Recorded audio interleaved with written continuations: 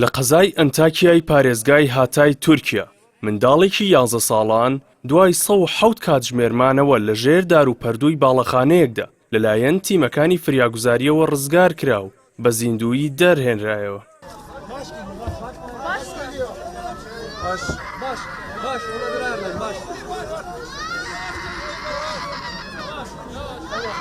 کاتژمێرێک دواتر تیمەکان گوێبیستی چەند دەنگێک بوون کە لە ژێر دار و پەردووی باڵەخانەیەکی ڕووخاودا لە هەمان ناوچە داوای بەهاناوە چوونیان دەکرد. دوای چڕکردنەوەی هەوڵەکانیان دایکێکی تەمەن 37 ساڵ و 3 منداڵە تەمەن 6 و 13 و 21 ساڵەکەیان ڕزگار کرد.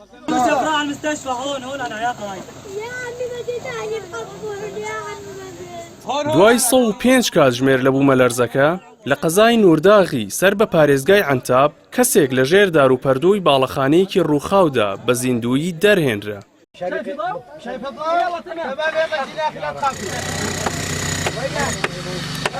لە سووریاش کە بە هەمان شێوەی تورکیا زیانی زۆر بە چەند شارێکی باکووری وڵاتەکە کەوتووە، منداڵێک لە گوندی ئەرمەنازی خۆراوە دوای 40 کاتژمێرمانەوە لە چوارچێوەی دیواری سارد و سڕی ژوورێکی ماڵە ڕووخاوەکەیاندا و لە نێو تەرمی ئەندامانی دیکەی خێزانەکەیدا بە زیندووی دەرهێنرایەوە، بەڵام هیوایەکی ئەوتۆ بۆ مانەوەی لە ژیان نییە.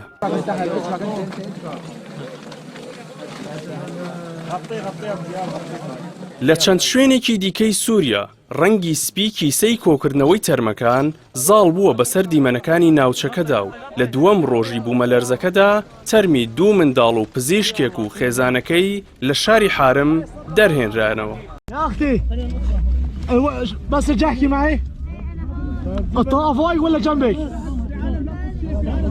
لە گوندی بسنیای خۆراواش لە شاری ئیدلیب ئێوارەی سێشەمە دەنگێک لە ژێر پاشماوەی خانوویەکی ڕووخاوەوە بووە هۆی دۆزینەوە و ڕزگارکردنی خێزانێک.